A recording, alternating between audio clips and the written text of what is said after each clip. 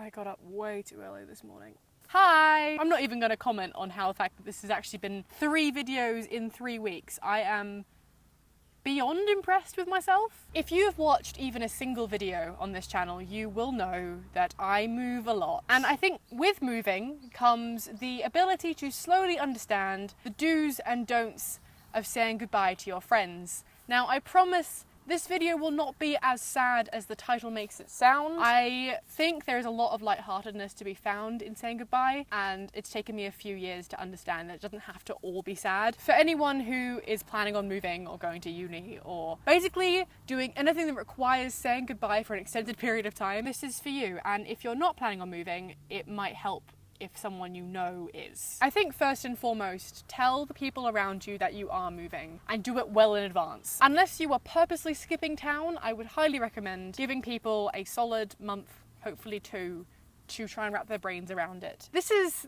one that I've only just kind of wrapped my head around myself, is to create 2 music playlists. Create one playlist that is insanely happy. I have some classic 90s pop. I've got some Britney Spears in there. I have Destiny's Child. I have some Beyonce. There's definitely a pattern occurring. Create a second playlist with all the songs that you get upset to. If you have anything that you know will get you or that has an emotional meaning for you, put them in a different playlist. Now, most would say delete that playlist and not look at it until you are completely and utterly moved in. I disagree. There is so no point, and it's not good for your head to bury the sad parts of goodbyes. This brings me on to the next point of don't force emotions out that don't need to be there, but let the ones that are there come out. Whether you need to cry or just sit in silence for a bit, there is no point in bottling it up. There is absolutely no point. I'm usually not one for bottling it up, but I did before my move back to Australia. And it got to the point that sitting in the airport in Dublin, he pulled out his train ticket to go back into central London. And I wasn't going there. I was going to stay with my cousin before getting on a plane. And just seeing a ticket with London on it and realising I wasn't going back to London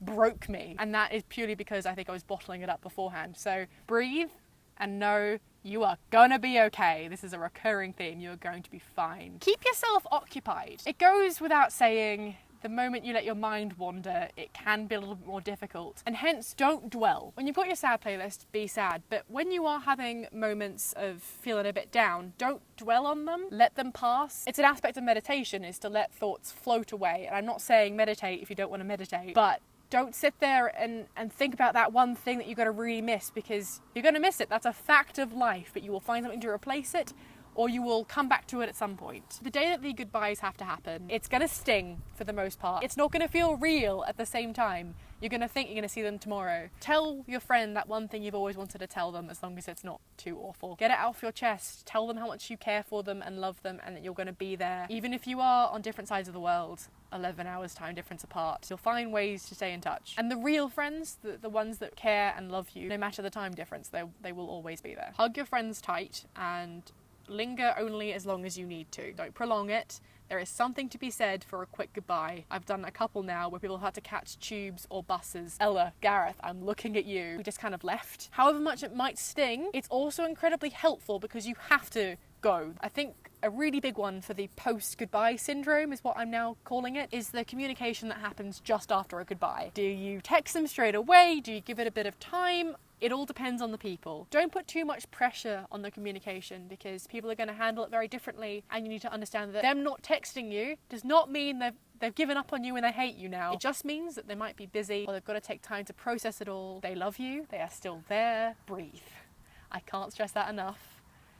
Breathe. This has not been a sad video, but I want to put in a reassuring part. I don't know how to describe this without it sounding really odd, but in my opinion, saying goodbye is like childbirth. Give me a moment.